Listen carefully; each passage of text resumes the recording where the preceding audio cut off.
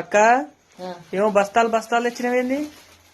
ఏంది ఇచ్చినది కూడా ఏంటి చెప్పనా చూపిస్తాను. ఏంటిది బాక్స్ ఎందుక బాక్స్? ఎందుకు బాక్స్ అంటే బాక్స్ వేసి పంపిస్తారా ప్యాకింగ్ అని డౌట్ రావచ్చు మీకు, కానీ కాదండి. ప్యాకింగ్ కవర్ లోనే ప్యాక్ చేసి తర్వాత ఆ కవర్ తీసి